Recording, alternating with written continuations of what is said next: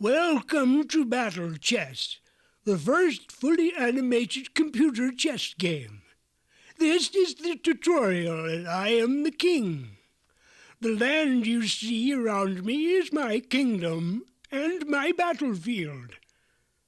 Two opposing forces meet on this battleground, but only one can be the winner.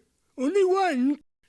In early Indian warfare, battles were decided by the death or capture of the king, and this principle was transferred to the chessboard when the game was invented in the early 7th century. As king, I am the most important of all chessmen. In fact, I am the only indispensable man in the game of chess. But it's not easy being king. In times of war, I have to manage the defense of my realm without playing too active a role that would expose me to danger. My safety is of the utmost importance. Without me, my kingdom is nothing, and all my subjects would be out of a job. In the beginning of the game, I usually play a defensive role, but in the end game, I am more likely to use my considerable striking power to defend my realm when necessary. Except when I'm castling, which the rook will explain later. I can only move one square at a time in one direction.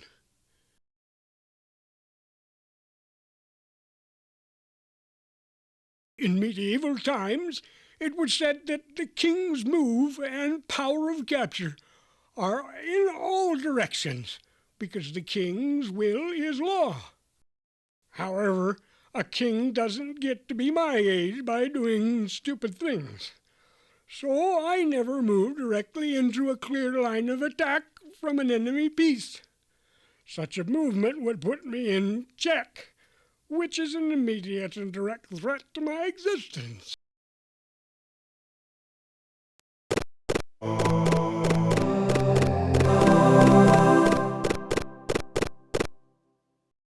Now, whenever an enemy piece is rude enough to put me in check, I must immediately take care of the situation. I can move out of check in one of three ways. By putting one of my loyal defenders in position to block the attack, by moving to a safe square,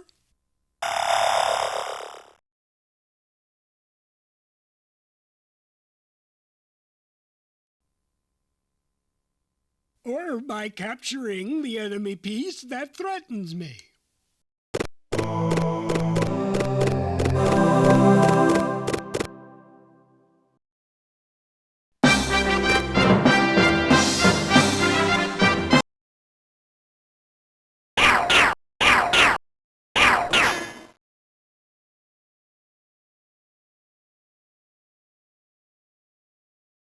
At the end of most chess games, a situation occurs which is known as checkmate. Checkmate is an attack upon a king from which there is no possible escape. While a check is merely a threat to a king, a checkmate is the pronouncement of his certain doom. For example, this is a checkmate situation.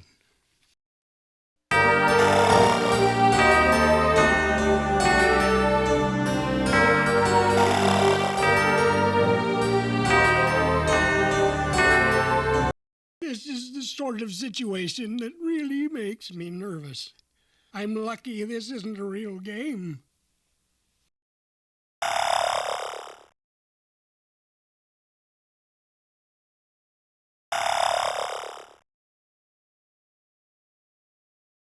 Sometimes the two opposing chess kingdoms can become so exhausted from their tactical and strategic maneuvers that neither one can annihilate the other.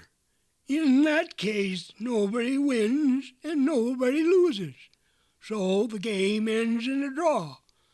This is frustrating for everyone, but it doesn't happen often. It may interest you to know that two kings can stand on a chessboard in 3,612 legal positions.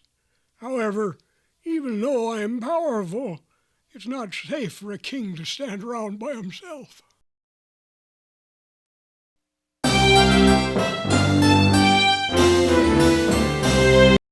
One final note about the movement of a king, which hasn't changed much in 12 centuries, is that he can capture a queen, but he can never get close enough to threaten her.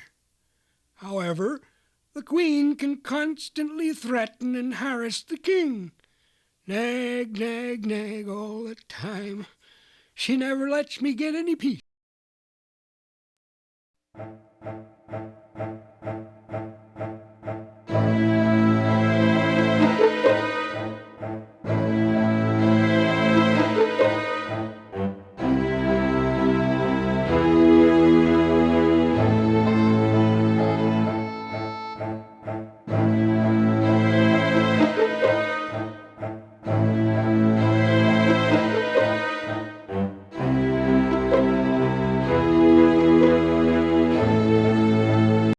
Now, if you'll excuse me, I have to go pass a few laws and tax a few peasants.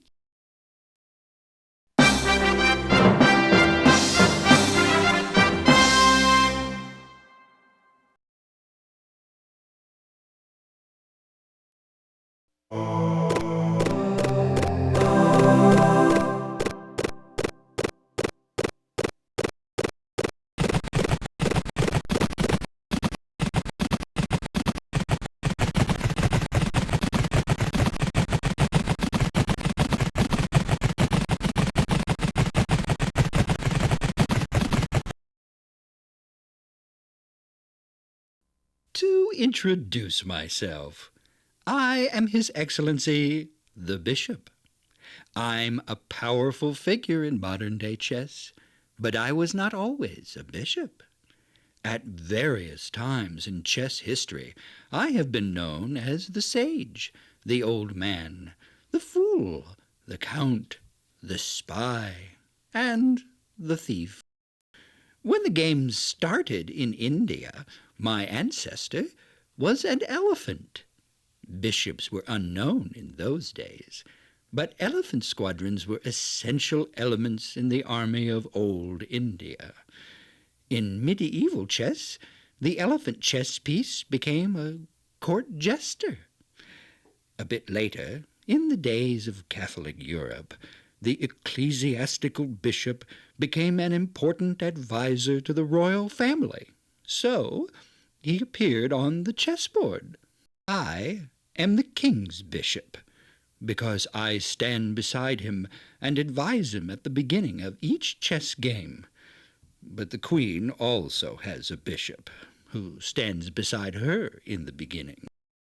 The two bishops work together throughout the game, and we each have our own territory. One bishop stays on the light-colored squares of the chessboard, while the other stays on the dark-colored squares. In this way, the action of one bishop never duplicates, obstructs, or interferes with the movements of the other bishop.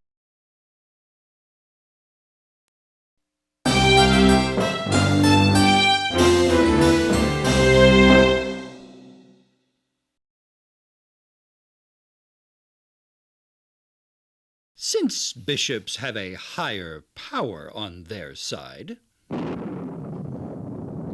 they can move diagonally in any direction over as many empty squares as desired. If an enemy is in my path, I may capture the enemy and take the enemy's place on the board. It works like this.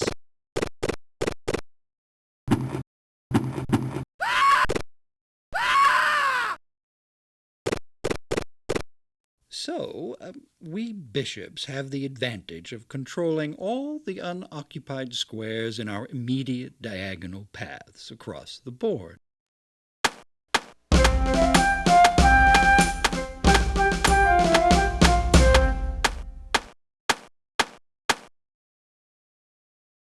However, the disadvantage of a bishop is his inability to control the squares of an opposite color. This weakness becomes apparent when one of the two bishops has been captured, but we try not to let that happen. Oh, excuse me, but I seem to have a lot of visitors today. Perhaps this lowly pawn wishes to surrender himself to me. Surrender my eye?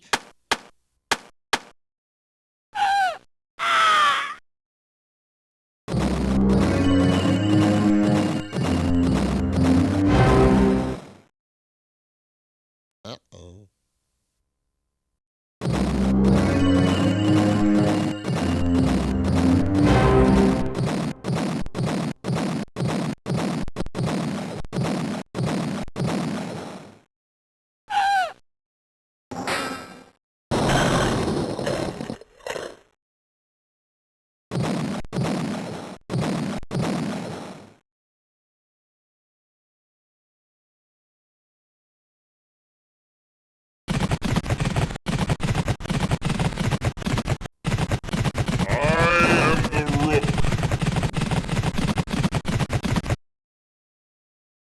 My name comes from a Western Arabic word that means chariot. The chariot was one of the 4 divisions of the Indian Army. The others were the infantry, the cavalry, and the elephants. I have also been called the castle, the tower, the rector, the marquis, and the boat. But if you call me anything else but a rook, I'll smash. I am second only to the Queen in terms of my power of movement. I move parallel to the sides of the chessboard, across any number of unoccupied squares in any file or rank. I can move forward, backward, or sideways, but not diagonally. If an enemy is in my path, I can smash him and take his place. At the beginning of a game, I can't do much because everyone is in my way. I hate that. I want to smash things. I'm best at controlling long, open lines of squares. I am most powerful when I work as a team with my brother Rook, who starts the game at the opposite end of the board from me. If I start on the Queen's side, I am the Queen's Rook.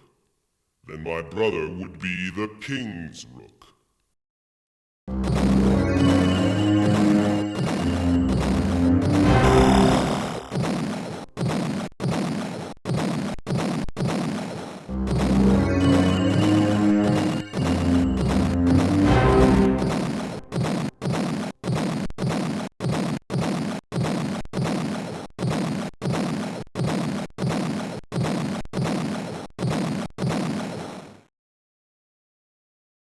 Now pay attention, because I'm going to demonstrate castling, and I'm only going to go through it once. If you don't understand, I'll smash you. The ancient Italians viewed the rook as a fortress into which the king could flee for safety when he was threatened. This point of view evolved into the modern system of castling, which can only occur once per player, per game. It's the only time a player can move 2 pieces during a single turn, and the only time a king can move more than 1 square per turn. This is a castling maneuver.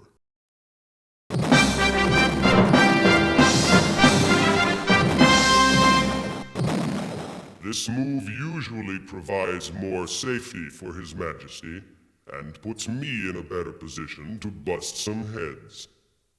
Castling can only occur if the king and the castling rook have not previously been moved during the game, and if the king is not in check.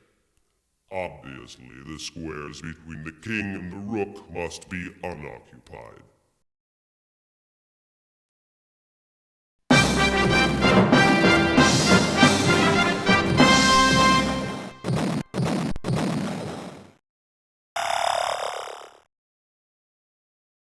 In this situation, castling could not occur, because the king would have to move through check to reach his destination. But His Majesty can still castle in the other direction.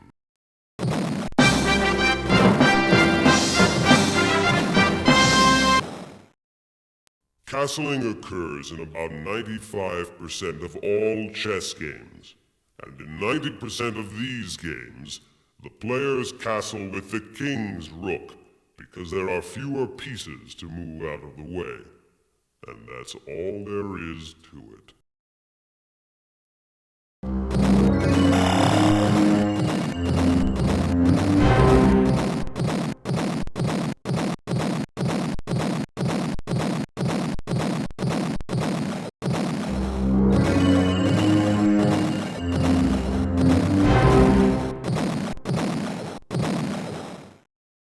It should now be obvious to you that a rook laughs at danger. I scare the pants off most other chess pieces. Entire armies break like crashing waves against me, leaving me unharmed. I fear nothing.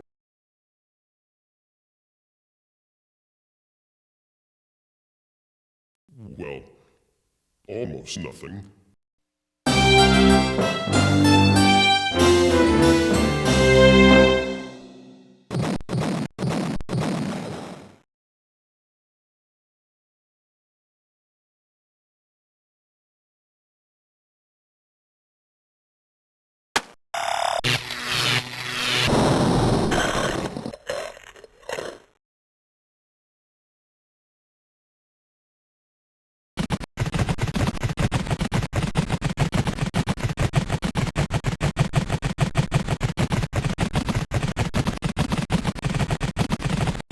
Did you see that? I broke a fingernail. Hey, knock off that flapping noise. I have a headache. All right. You asked for it.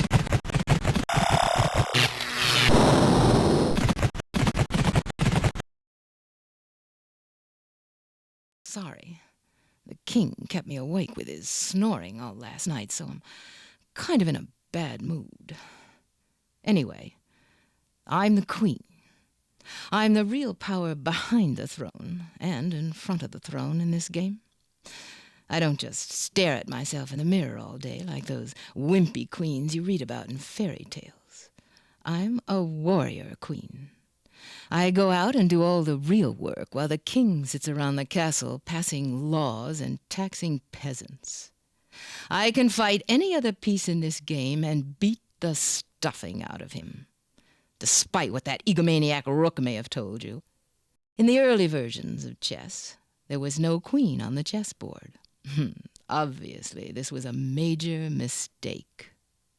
Once I was introduced to the game, I gradually took on more power until about 1490, when I developed the ability to move in all directions as the most powerful piece on the board. I can move in a straight line in any direction over as many unoccupied squares as I desire. If anyone dares to get in my way, I blast them out of their shoes and take their place on the board. So, I essentially have the combined movement power of a rook and a bishop. I'm the most effective when I have plenty of room to work in, since I can control so much territory at once. Now, you might think it would be a good idea to get me out on the board early in the game and use me for almost everything. But it's not a good idea to rely too heavily on any one piece, since combinations of pieces are required for a good game. Besides, I'm also a big target when I'm out walking around alone without any protection. And you don't want to lose me if you can avoid it. One other thing I'll tell you about before I go is pawn promotion, which is sometimes known as queening. If you manage to get one or more of your pawns all the way across the board to the 8th rank, that pawn is transformed into a more powerful piece, which is usually a queen. If you get 8 pawns across the board, you could have 8 new queens plus your original queen, although that would be pretty unusual.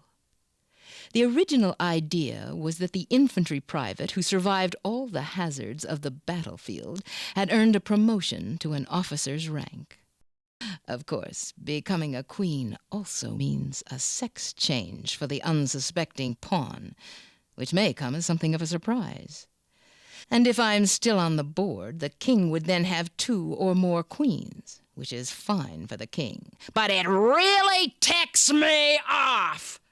Now, my headache is killing me, so I'm leaving.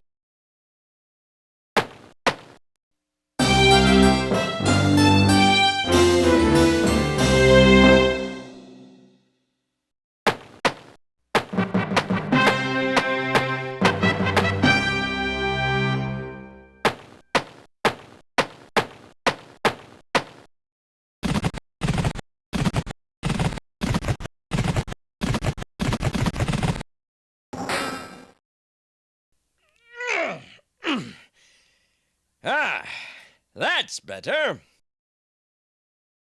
I am the knight, and I have a question for you. Have you ever heard of hippophobia?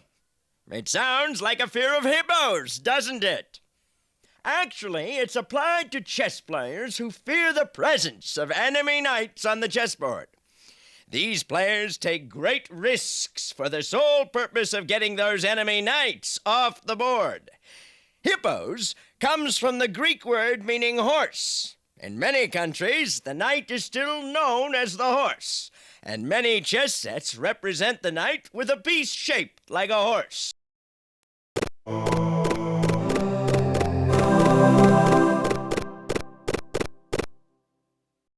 My unusual L-shaped movement is intended to symbolize the action of mounted troops on the battlefield.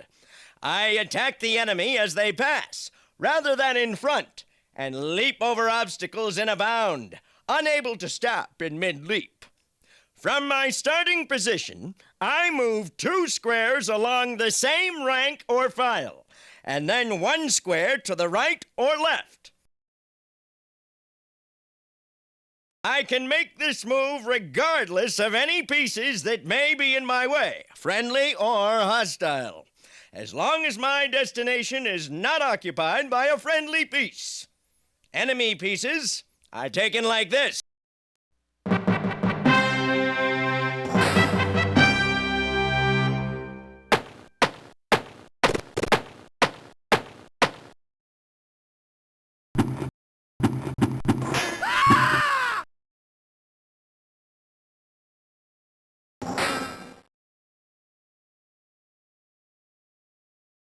A unique advantage I have is my ability to attack any other piece without placing myself in immediate danger from that piece.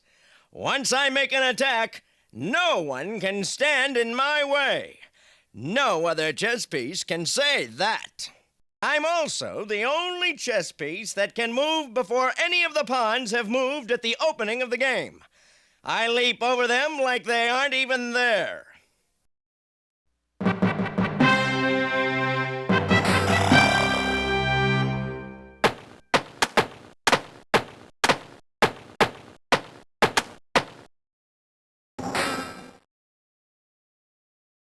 You will find that I am most valuable in cramped positions, and when there are a lot of other pieces on the board.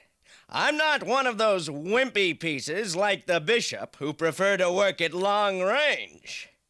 I like to get in close, where I can see and smell my enemy, and make him nervous with my presence. At various times, I have been referred to as the clown of the chessboard, the terror of the chessboard, the jumper, the boogaboo of the beginner, and the practical joker. Now, I believe this lowly pawn would like to say a few words.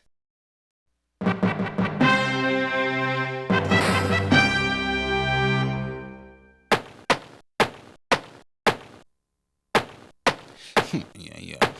Lowly pawn.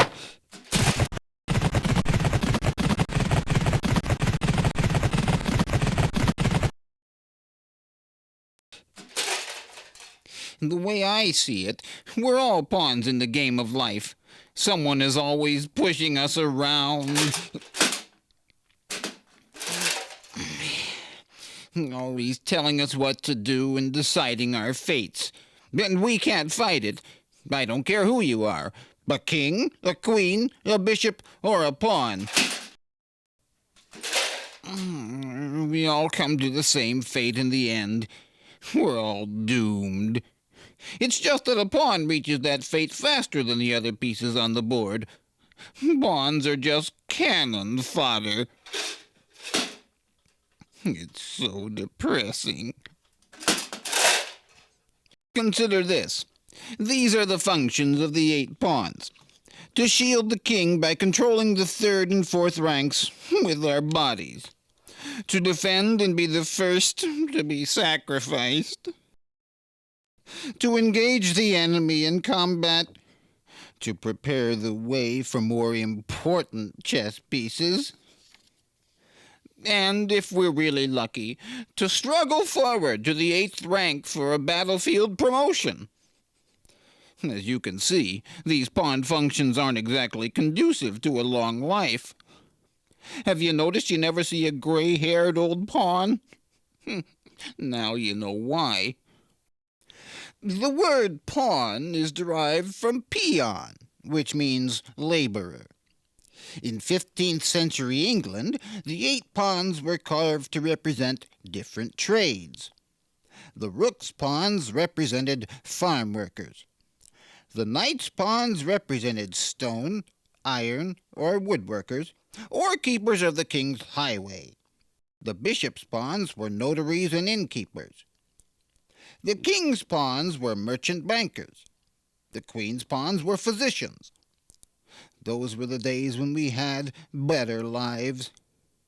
Then, in the 18th century, all pawns were made to look identical, and we lost our individuality. Now it's more like being in the army. Let's talk about my movement. Either because we're brave, or because we're stupid, pawns can only move forward into unoccupied squares, 1 square at a time. We never retreat, so a bad pawn move can't be corrected. However, the first time a pawn is moved, he has the option of moving forward 2 squares.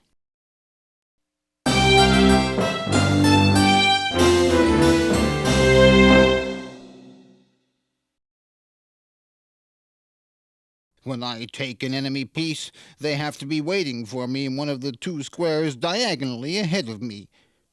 I can't take a piece that's directly in my forward path. This is supposed to resemble a soldier slaying his enemy with a sideward thrust of his sword. Come here, baby. Let's see if you can take me. What about your husband, the king? He's not here. Forget about him. I want you. This is some kind of trick, isn't it? You're my sworn enemy, Your Majesty. You'll never know unless you take a chance and come on over here. It's your move.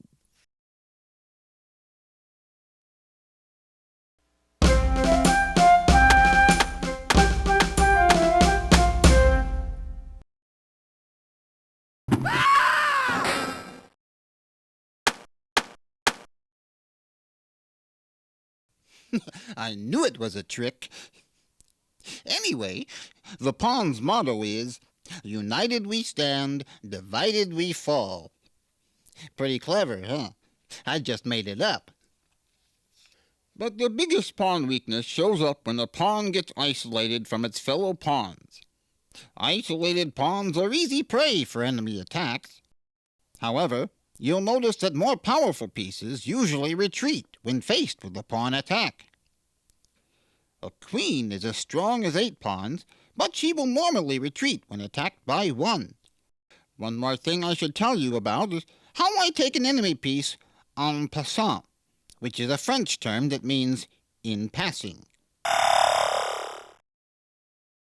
When I'm in a square at the 5th rank, like I am now, and an enemy pawn decides to move forward 2 squares on his first move, I can capture him en passant, like this.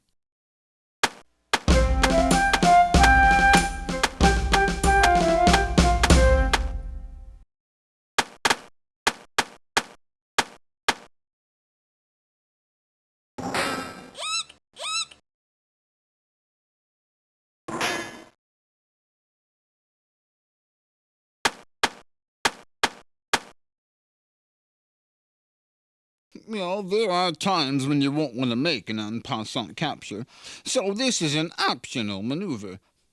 In any case, it's too dangerous for me to keep standing around out here by myself, so I'll just be moving along, if you don't mind.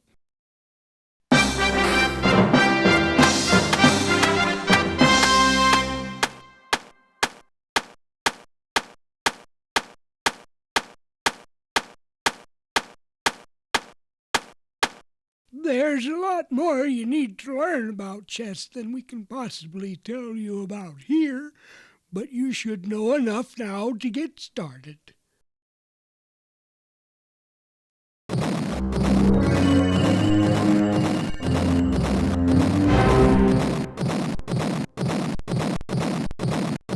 And what's my advice? Avoid losing, and that way you'll always win.